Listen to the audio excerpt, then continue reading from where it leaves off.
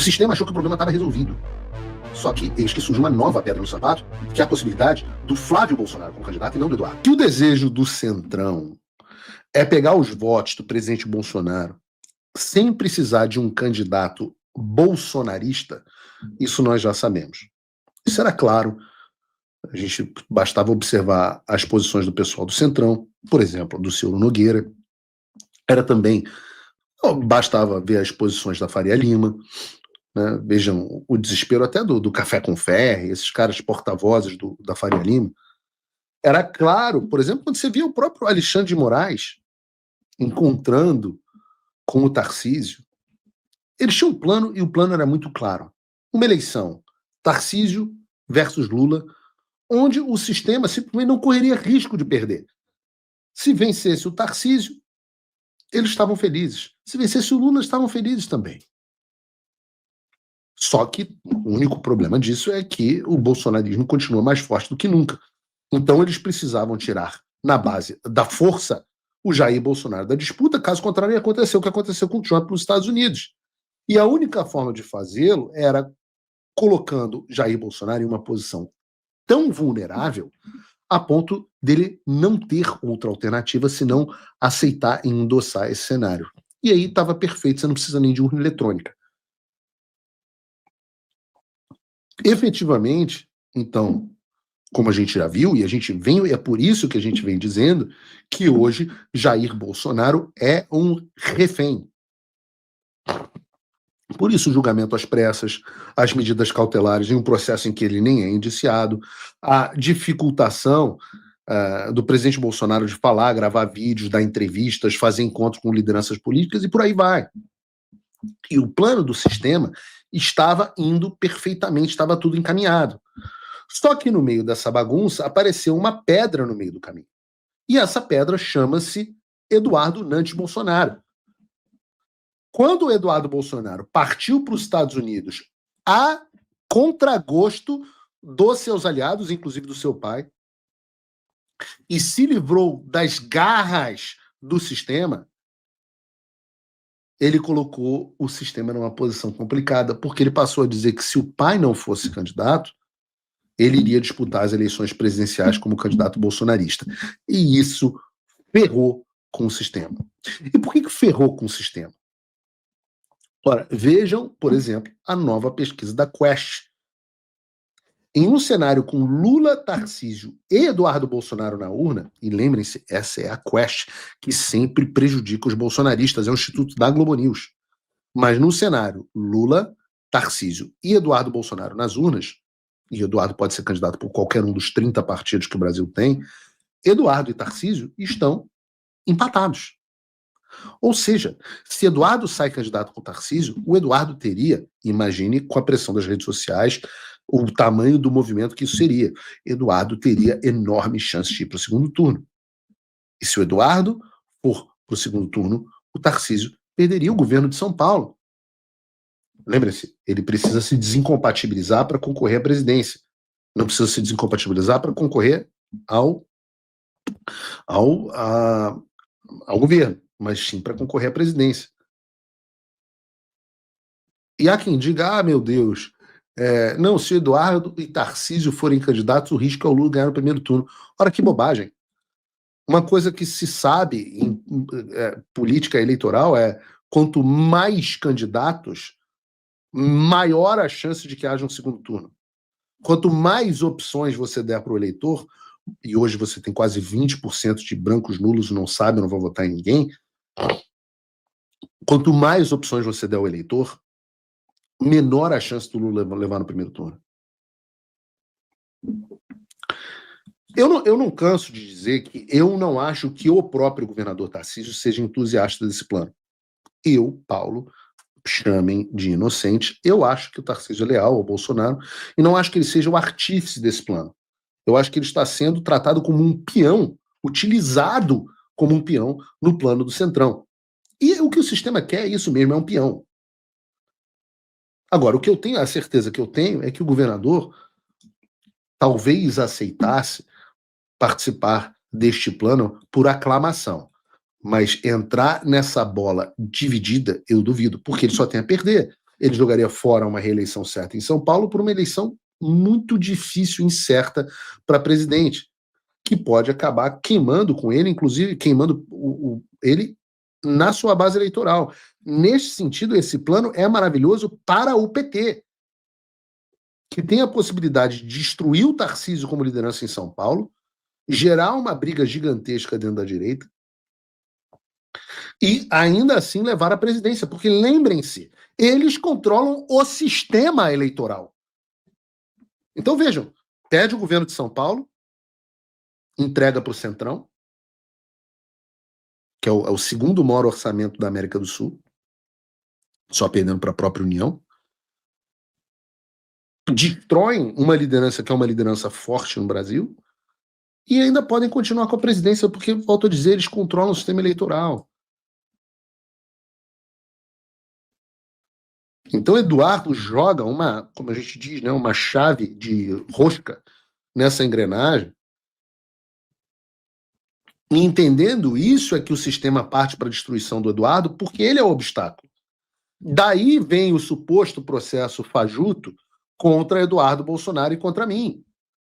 Porque o objetivo final desse processo e é por isso que eles não tiveram problema em tentar fazer carta rogatória para mim, que eles sabem que não vai chegar, que não vai dar certo, etc, etc. Porque o objetivo é tornar o Eduardo inelegível. Embora eu já tenha dito que se me encherem muito o saco, eu escolho um estado e saio como senador só para irritar as pessoas. Só para dividir o voto de algum desgraçado desse do sistema. E apesar de ninguém saber ao certo o que vai acontecer com esse processo do Eduardo, se eles vão conseguir julgar o Eduardo à revelia, etc., no tabuleiro político, a elite já estava tratando o Eduardo como carta fora do baralho. E é bom que fique assim. O sistema achou que o problema estava resolvido. Só que eis que surge uma nova pedra no sapato, que é a possibilidade do Flávio Bolsonaro como candidato e não do Eduardo. Entendam, Flávio e Eduardo, embora tenham personalidades diferentes e sejam pessoas diferentes, ambos representam o projeto do bolsonarismo e estão absolutamente alinhados no projeto do Brasil. Aliás, estão neste momento em uma viagem a El Salvador para uma reunião com Bukele, o que só corrobora esse alinhamento e essa visão, por exemplo, contra o narcoestado que está se formando no Brasil. Então, Flávio seria também um excelente candidato. E essa é uma discussão que acontecia em bastidores, mas a mera possibilidade disso acontecer começou a tocar fogo em Brasília. Vejam, por exemplo, o que diz a porta-voz do Alexandre de Moraes, Daniela Lima. Né, que o Flávio Bolsonaro e o Ciro Nogueira tiveram uma discussão muito acalorada, na qual o Flávio Bolsonaro acusou o Ciro de estar trabalhando de olho na vice do Tarcísio de Freitas e não de olho naquilo que era melhor para a direita. E disse que se fosse o caso... Bruno, coloca esse vídeo em tela cheia, por favor.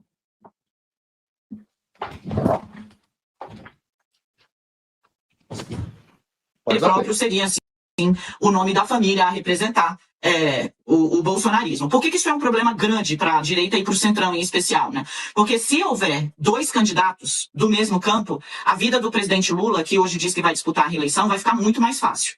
Porque você pega 48% que seja, vou partir do princípio que o bolsonarismo não perdeu um voto de 22 para cá. Se você pega esses 48 e divide entre metade, ou mesmo 2/3, 1/3, fica mais fácil para que, em votos válidos, o petista obtenha talvez uma vitória até em primeiro turno.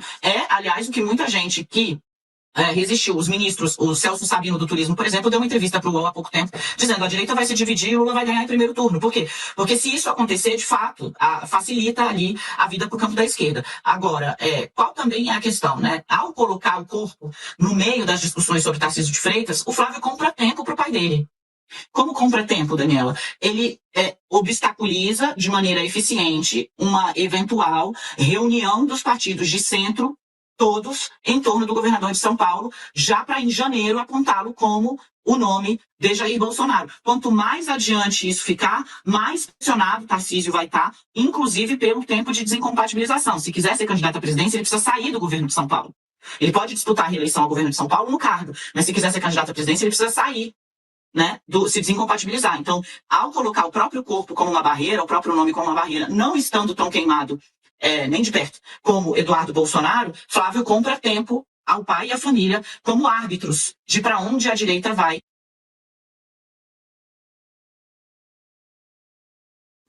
Isso que ela falou, a primeira parte, assim, eu fico constrangido de ver um comentarista político falar um troço desse na televisão.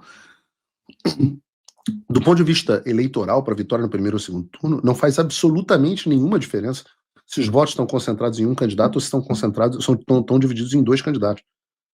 Se os candidatos vão ter 50% dos votos, podem estar 25% com, ou 26% com um, 24% com o outro, ou 40% com um e 10% com o outro, não faz a menor diferença. Para a eleição ser ganha no primeiro turno, você precisa ter 50% mais um dos votos válidos. Como os outros votos estão divididos é absolutamente irrelevante. Na verdade, eu volto a dizer, se você dar mais opções para os eleitores, normalmente, porque os candidatos, você começa a ter candidatos que não têm rejeição, a vida do candidato líder, do candidato consolidado, do polo do outro lado, se torna pior e não melhor. Mas o meu ponto não era nem esse, é que os planos do sistema estão, neste momento, como diz a porta-voz do sistema, bagunçados. E aí a mesma elite que apostava todas as fichas no Tarcísio já começa a ficar incomodada, como mostrou, eu falei aqui, o próprio Ferri nesse post, comentando sobre o fato do Bolsonaro não planejar, decidir o candidato até as vésperas da eleição do ano que vem. Pior cenário para a direita, Bolsonaro na papuda e indefinição do nome indicado para 2026 até julho. Eu trago aqui o Ferri não porque eu desgosto dele, nem porque ele seja tão relevante, mas é só porque é uma pessoa que vocaliza as coisas que são ditas lá na Faria Lima. É uma pessoa que, assim como o Guga Energúmeno, vocaliza a mentalidade da esquerda. As pessoas são possuídas, né, por um espírito. E eu digo que o sistema está tão perdido, mas tão perdido, que o Ciro Nogueira, nessa treta com o Flávio Bolsonaro, veio a público dizer que comunicou ao Bolsonaro que o nome dele não estava disponível para vice em 2026. Então, é um grau de desconexão interplanetário, assim, da realidade. Porque o Ciro Nogueira dizendo que não está disponível para ser vice é a mesma coisa que eu mando ligar para Sidney Sweeney agora e dizer que não, nesse momento, Sidney, eu estou para me casar, não estou disponível para um relacionamento. Vou ligar para o Ancelotti, vou dizer que não estou disponível para cobrir qualquer desfalque na Copa do Mundo, vou ligar para a Ferrari, dizer que eu não estou disponível para substituir o Lewis Hamilton. Vou ligar para a Marvel e dizer que, poxa, não vou ser o novo Homem de Ferro, no lugar do Robert Downey Jr. É uma falta assustadora de capacidade de leitura da realidade. Porque esses caras só conversam entre si e só comentam e consomem o que eles mesmos dizem. Enquanto, você veja, outro exemplo, a Gazeta do Povo, que vocês maldosamente estão apelidando aí agora de Gazeta do Novo, eu não... Gazeta do Novo é bom, isso não foi um apelido que eu dei, normalmente eu dou bons apelidos. A Gazeta do Novo está dizendo que a comunicação está confusa. Né? Eu já falei milhões de vezes que o presidente Bolsonaro não tem a personalidade de um líder decidido. E isso não é necessariamente nenhuma crítica, é um fato. O presidente Bolsonaro é errático, ele não gosta de tomar decisão, deixa sempre para o último minuto, geralmente quando é tarde demais. Foi assim para a escolha de vice, foi assim para a escolha do que fazer em relação aos Estados Unidos, etc. É a característica dele. E eu continuo achando exatamente que é isso que vai acontecer. Quem quer que seja o escolhido do Bolsonaro para 2026, parece que só vai saber lá para meados do ano que vem. E até lá, queridos, muita água vai rolar. Quem poderia imaginar há 3 meses que nós estaríamos onde é que nós estamos? A gente já conseguiu avançar em muita frente, mesmo que lentamente. Então, até março, onde é que a gente vai estar? Eu não sei. O que muda, o que mudou e o que as pessoas precisam prestar atenção é que eu acho que pela primeira vez existe gente, aí eu coloco Eduardo Bolsonaro como principal nome nessa história, gente com visão de tabuleiro e que sabe exatamente o que está fazendo. Não é xadrez 4D, é plano. E qual o objetivo principal? O objetivo principal não é ter uma eleição de 2026 com um candidato simplesmente, aparentemente competitivo nas pesquisas contra o Lula. mas uma eleição fajuta, onde o sistema concorre contra o sistema, debaixo da censura e da tirania do STF que controla o sistema eleitoral. Ora, isso é uma farsa. A gente precisa, como nós temos feito, buscar formas de enfraquecer o sistema. E eu acho que as mudanças no STF estão deixando claro que há muito sucesso nessa direção. As derrotas do governo no Congresso mostram que há muito sucesso nessa direção. Eu, particularmente, continuo achando que é inevitável a aprovação de uma anistia e não dosimetria. E eu acho que é por isso que a gente vai continuar lutando. O que antes parecia impossível, agora começou a acontecer. Magnitsky, visto, sanções, bloqueios, pressão real e anistia no horizonte. Mas essa virada só foi possível com o apoio direto de gente como você. E se você quer fazer parte desse movimento de verdade, entre agora em www.paulofigueiredoshow.com/apoie. Apoie com $5 por mês ou se torne patrono Gold com 49 e entre no grupo dos que fazem a diferença. Vai lá, agora!